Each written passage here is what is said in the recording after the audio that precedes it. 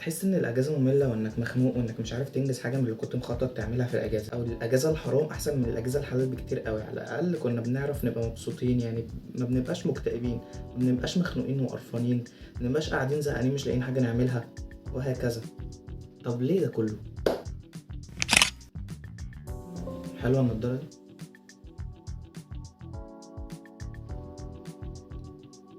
القرف ده.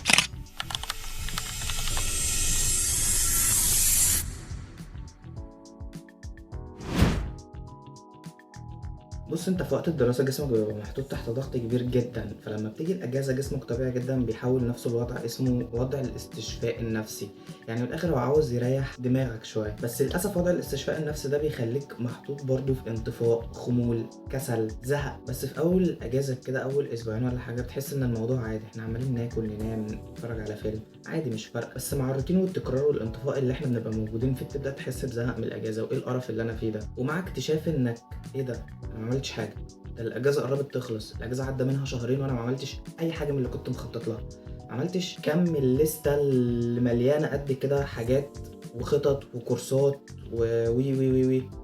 ما عملتش اي حاجه، زي ما انا من ساعه ما الاجازه بدات لحد دلوقتي زي ما انا. بل بالعكس، انا بقيت مخنوق وزهقان اكتر وملياش نفسي اعمل اي حاجه. فهيبدا بقى يزيد عندك شعور تانيب الضمير، وان انا كده كده فاشل، وان انا ما بعرفش اعمل اي حاجه. حتى الحاجات اللي كانت بتبسطك لو جيت تعملها تاني هتلاقيها ولا اي حاجه. تبدا بقى تخش في مرحله الاكتئاب. الاول وانا صح، هي ما اسمهاش اكتئاب، هي اسمها خمول. انت ما بقتش بتستجيب لاي حاجه نفسيا. يعني الحاجات اللي كانت بتبسطك مش هتبسطك، الحاجات اللي كانت بتزعلك ما بقتش تزعلك. من الاخر ما بقاش فارق معاك اي حاجه، بقيت قاعد كده كل اللي انت حاسس بيه هو ولا اي حاجه. يعني انت مش حاسس بحاجه، انت مش عارف تبقى مبسوط وبرضه مش عارف تبقى زعلان. اصل مفيش حاجه تزعلك، انت قاعد عادي في الاجازه بس ما عملتش اي حاجه، ما استفدتش باي حاجه. طب المفروض اعمل ايه بقى؟ المفروض ان انت تحرر نفسك من الدوبامين الرخيص اللي انت معود نفسك عليه ده، اللي عمال يستهلك في وقتك ومجهودك وفي دماغك وفي صحتك وفي مخك. ليه في صحتك؟ عمرك ما حسيت مثلا اول لما تصحى كده ان دماغك هاديه وشغاله عادي جدا، وقبل ما تنام تبدا تصدع؟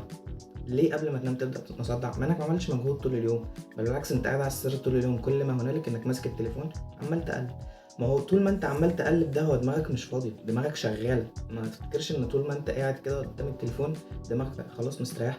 لا بالعكس، ده انت دماغك شغاله، ومع كل فيديو بتتجدد طاقتك او بيتجدد استهلاكك للدوبامين الرخيص ده. حاول تسيب الدوبامين ده او حاول تبعد عنه قدر الامكان. بعد كده لازم تعود نفسك على روتين بسيط بس صحي، زي انك تصحى مثلا كل يوم الفجر تقرا ورد من القران، انك تصلي الصلاه في ميعادها. ده هيجدد احساس عندك، لا انا مش فاشل، لا انا تمام، انا كويس. تاني حاجه، عود نفسك انك كل يوم تعمل حاجه جديده حتى لو الحاجه دي عبيطه. مثلا انك لو نازل تشتري حاجه من السوبر ماركت، غير، روح هات من سوبر ماركت تاني يكون ابعد شويه. لو متعود انك تصلي في المسجد القريب من البيت، لا جدد شويه ان انت تصلي في المسجد الابعد شويه. حاول تجدد الروتين، يعني تعود نفسك على روتين صحي وفي نفس الوقت يكون متغير في حاجات بسيطه كده كل فين وفين. وممكن مثلا تغير ترتيب وكلم قرايبك، وخصوصا القرايب اللي انت بقالك كتير قوي ما كلمتهمش، هم هيتبسطوا وانت في نفس الوقت هتتبسط. تالت حاجه، انزل بسقف توقعاتك شويه. الاجازه دي كده كده مش هتخليك ايلون ماسك ومش هتخليك اسعد واحد في الدنيا، واحنا كده كده متاكدين وعارفين الموضوع ده، وعارفين ان احنا مستنيين الدراسه ترجع.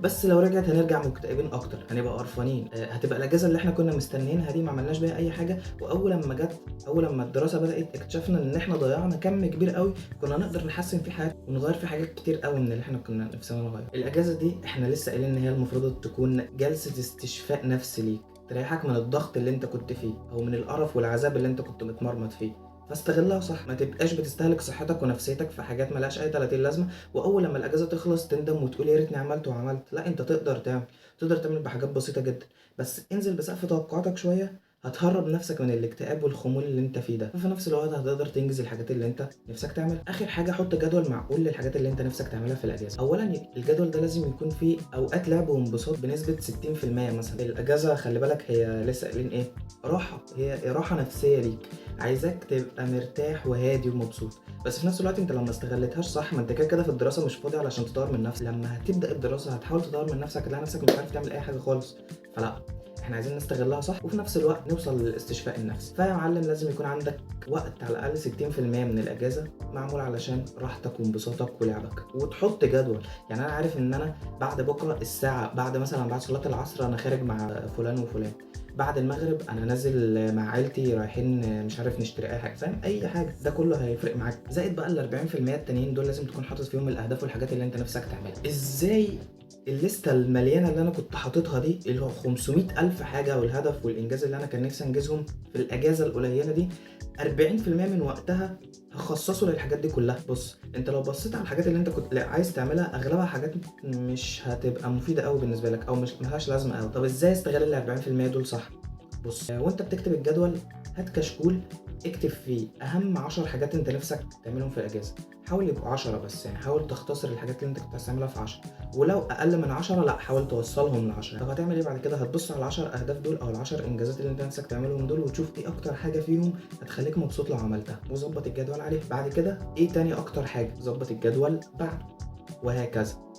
وحط لنفسك براح عادي جدا، يعني لو الحاجه تتعمل في 10 ايام حط لنفسك 12 يوم يا باشا، انت في اجازه، يعني انت مش في دراسه، انت مش زانق نفسك قبل الامتحان بيومين علشان تخلص المنهج كله، بالعكس انت عندك براح. بس خلي بالك ان الاجازه قربت تخلص، حاول بقدر الامكان تستغل ال 60% بتوع الانبساط صح او ال 40% بتوع الانجازات صح، علشان لما الدراسه تخش ما تندمش، علشان لما الدراسه تخش ما تبقاش ميؤوس منك، متبقاش زهقان. وما تنساش احنا مش فاشلين، احنا بس محتاجين حد يفهمنا اكتر، محتاجين حد يفهم الضغط اللي احنا موجودين فيه، ومحتاجين حد يفهم ان احنا بالفعل عايزين نطور من نفسنا وعندنا قدره كبيره قوي نطور من نفسنا، وان الاحتراق والخمول النفسي اللي احنا موجودين ده فيه بسبب ان احنا عارفين امكانياتنا، احنا عارفين ان احنا نقدر نهكر الواقع عادي جدا، عارفين ان احنا نقدر نعمل حاجات كتير قوي بس ما بنعملهاش. تحقيقك لذاتك وتنفيذك لطموحاتك واحلامك واستخدام امكانياتك اللي عندك، اللي انا وانت عارفين ان انت تقدر تعمل حاجات كتير قوي بس انت بتعملش بسبب انك شخص متخاذل، ده الحاجه الوحيده اللي هتخليك تهرب من الاحتراق النفسي والخمول،